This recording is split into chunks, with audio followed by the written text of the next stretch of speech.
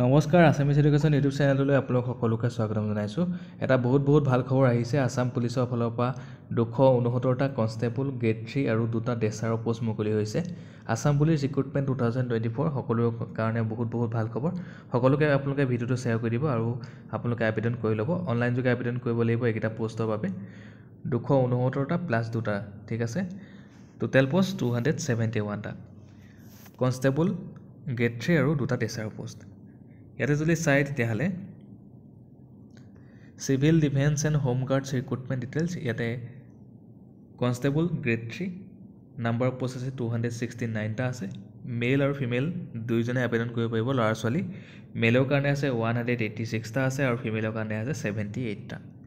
Category যদি পোষ্টখিনি চাই তেতিয়াহ'লে ইউআৰৰ কাৰণে আছে, জেনেৰেলখিনিৰ কাৰণে আছে 82টা আছে, OBC MOBCৰ কাৰণে 64টা আছে, SC কাৰণে 17টা আছে, STPৰ কাৰণে 24টা আছে আৰু ST হিলছৰ কাৰণে 77টা ভেকেঞ্চি আছে।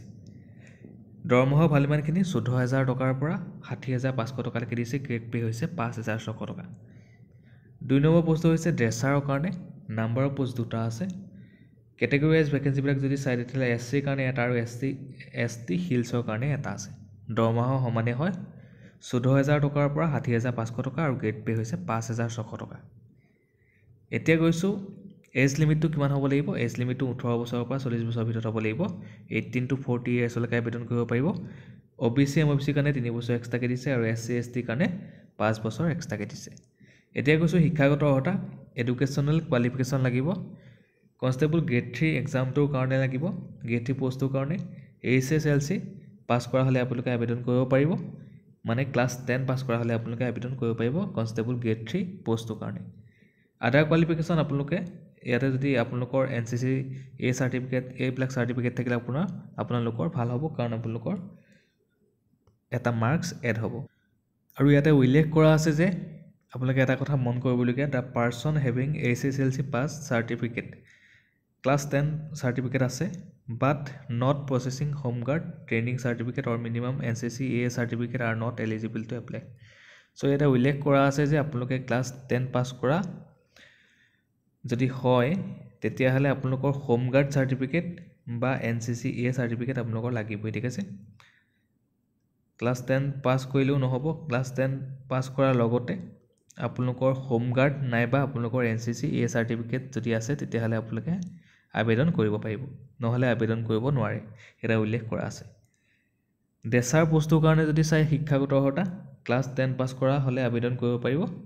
ইয়াতে আদাৰ কোৱালিফিকেশ্যন বিচাৰিছে 2 বছৰ experience in certificate on dresser medical work from a government recognised institute.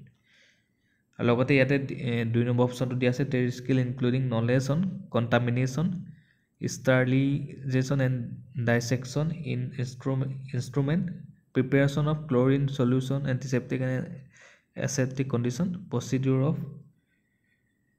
ইয়াতে গোটেইখিনি দিয়া আছে, আপোনালোকে চাই ল'ব। ডিকণ্টামিনেশ্যন, ক্লিনিং এণ্ড বেণ্ডেজিং ওৱান্স and other affected body parts, এতিয়া গোটেইখিনি দি থোৱা আছে, আপোনালোকে চাই ল'ব পাৰিব। এপ্লিকেশ্যন ফিজ দিব নালাগে, কোনো ধৰণৰ এপ্লিকেশ্যন ফিজ নীল হয়। অনলাইন যোগে আবেদন কৰিব লাগিব, যোনটো আছাম পুলিচৰ যোনটো অফিচিয়েল ৱেবছাইট হয় slprb.in, slprb.assam.in গৈ আপোনালোকে আবেদন কৰিব পাৰিব। আৰু অনলাইন আবেদন ষ্টাৰ্ট হ'ব 1 ফেব্ৰুৱাৰী 2024 পৰা ষ্টাৰ্ট হ'ব, 15 ফেব্ৰুৱাৰী 2024লৈকে থাকিব, আপোনালোকে আবেদন কৰি ল'ব পাৰিব। মই ডেছক্ৰিপশ্যনত যোনটো অফিচিয়েল এডভাৰটাইজমেণ্টৰ PDF হয় ডেছক্ৰিপশ্যনত দি থোৱা আছে, আপোনালোকে চাই ল'ব পাৰিব। লগতে মই আপোনালোকক এবাৰ দেখাই দিছোঁ, আপোনালোকে চাই লওক এবাৰ। এইখন হৈছে অফিচিয়েল এডভাৰটাইজমেণ্ট, ডেছক্ৰিপশ্যনত দিয়া থাকিব, আপোনালোকে ডেছক্ৰিপশ্যনৰ পৰা ধুনীয়াকৈ এবাৰ ডাউনলোড কৰি চাই ল'ব পাৰিব। 1 তাৰিখৰ পৰা অনলাইন আবেদন ষ্টাৰ্ট হ'ব 1 ফেব্ৰুৱাৰী 2024 পৰা, লাষ্ট ডেট হৈছে 15 ফেব্ৰুৱাৰী 2024লৈকে আছে। চ' ডেছক্ৰিপশ্যনত সকলোখিনি দিয়া আছে, আপোনালোকে চাই ল'ব পাৰিব।